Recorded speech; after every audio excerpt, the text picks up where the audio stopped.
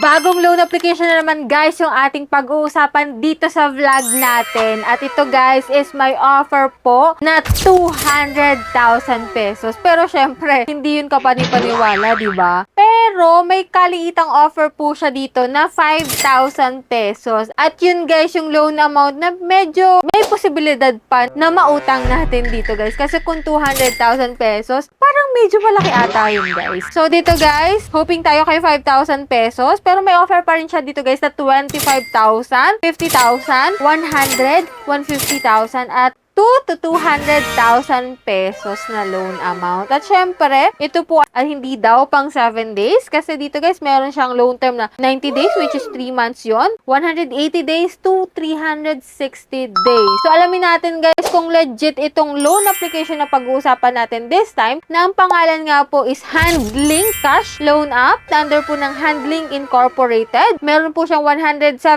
ratings at 4.8 stars. At kung i-check mo yung kanyang mga ads meron dito guys na timely repayment boost credit na nag-pay off daw sila guys ng 25,000, 45,000, 75,000 pesos. So, malakihang loan amount. Katulad nga po ng sabi nila dito sa ads nila, large loans, easy term. So, alamin natin guys kung legit itong loan application na to. So, before that guys, kung hindi ka pa nakasubscribe, just click the subscribe button, turn on the notification bell and be updated lagi sa ating mga latest upload. Kasi every video po, kumukuha po ako ng dalawang lucky winners. At yan, unang lucky winner natin, ayan, congratulations na po sa'yo kaagad. Mag-PM ka na po sa aking Gmail account. And yan, stay connected, stay active. Tuloy-tuloy pa rin po yung ating pa-monthly cellphone giveaway. Kung last Monday nga po, nag-announce po ako nung ating lucky winner. Swerteng-swerte talaga niya, guys. And yan, don't forget to like this video. Mag-iwan po ng comment dyan sa comment section. At please share this video para mas maraming makasali at mas maraming makapanood ng ating video for today. And this time, ito nga si Handling Cash yung ating pag-uusapan. Check natin kung legit siya guys. Check natin kung magkano yung pinapautang niya sa first timer. Kaya, if you're interested, keep watching.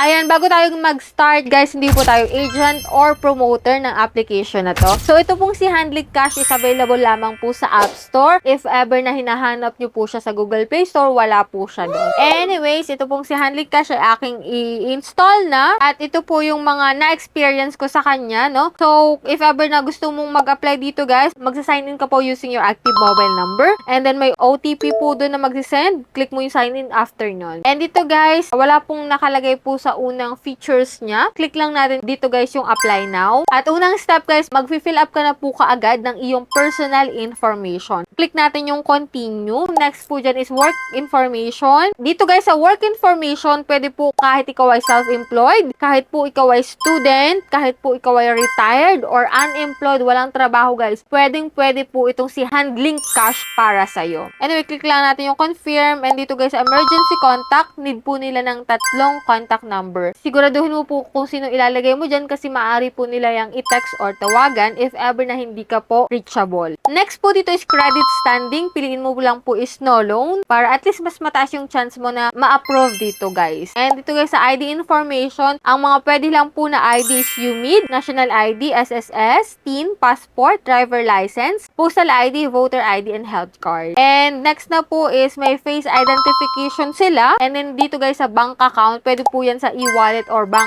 transfer. Kapag po e-wallet ang pinili mo, may pamimilian ka po dito na GCash, Paymaya, GrabPay. Diyan mo po marireceive yung maloloan mo dito kay Handling Cash. And after nun guys, bumalik po siya sa una, which is may mga ilang loan application po dito na naka-under. So, una po si Handling Cash, 700 pesos to 27,600 po yung offer niya. 0.80% po yung kanyang interest. At ganun din po kay Peso Sure Loan. Loan is PH at Peso Mate. Pero since dito po tayo kay Handling Cash nag-a-apply, ito po yung i-click natin. And then, ito nga guys, hindi po 5,000 yung inaasahan natin dito guys na i-offer niya, which is 10,000 pesos. Yun yung hindi natin inaasahan talaga guys. Pero, ang loan term nito guys is 120 days daw, which is uncommon. Kasi commonly talaga is 7 days to pay yung mga bagong naglalabasan dyan na loan up. And dito guys, 120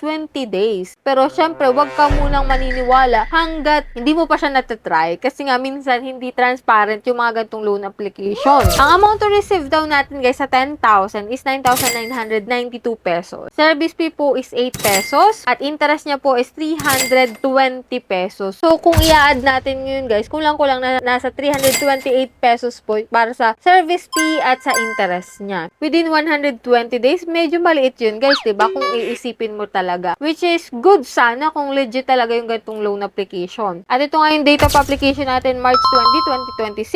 Which is ang due date daw po natin is November 20, 2025. Parang baliktad ata guys. Kasi ang date of application natin is March 20, 2026. Parang nag-apply tayo in the future, tapos magbabayad tayo sa past life natin. Naku, nakakaloka tong application na to, mali-mali no guys. So, baka ang date of application natin is ngayong November 20, tapos ang due date natin is March 20. So, mali-mali guys. Doon ba lang guys, parang confusing na talaga tong application na to, no? So, parang hindi ka tiwa-tiwala, no? Kasi, nag-apply ka in the future, kasi March 20, 2026 yung date of application. Ano yun? And ito guys, sa repayment plan guys, ang una pong babayaran natin is December 30, 2025, which is 3,060 pesos po yun. And next po is February na, 2,740. At sa March 26 nga po is 2,740 pesos. So, nagkamali nga sila guys dun sa details dun sa taas ng date of application at due date natin. Anyways, click mo yung apply kung gusto mong ipagpatuloy yung application mo. Click mo yung deadma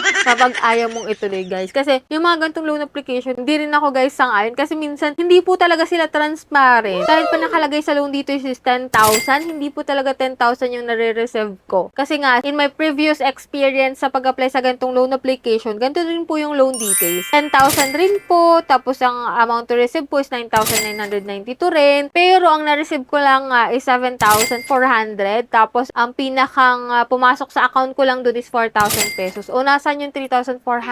Yun po, lumabas siya na para sa service fee at interest, which is sobrang laki para sa 7 days to pay na loan application. So sabi nila dito guys, 120 days daw to. Pero may hinula ako guys na 7 days to pay lang to. Kaya mag-ingat kayo dyan sa mga ganitong loan application na naglalabasan dyan online. Kaya maganda talaga na i-review natin siya bago nyo siya applyan. At ito nga, if ever na isa ka sa nakapag-apply na dyan at na-approve ka, nako, i-comment mo po dyan sa comment section kung legit ba na 10,000 yan, 9,992 yung na-reserve mo. So, as of now guys, yan po yung ating application under review pa. So, apply ko kayo dyan sa comment section kung ano po yung result ng ating application. So, before tayo mag-end guys, i-announce ko po muna yung sa lucky winners natin for today's video. Ayan, congratulations po sa'yo kaagad. Mag-PM ka na po sa aking Gmail account para maklaim mo agad-agad yung prizes mo. So, stay connected, stay active lang para sa mga hindi pa dyan nananalo. So, that's it. Yan lang po ang ating vlog for today. Kaya kung hindi ka pa po nakasubscribe, just click the subscribe button, turn on the notification bell, and be updated lagi sa ating mga latest uploads. So, bye-bye na muna for now guys. See you on my next video.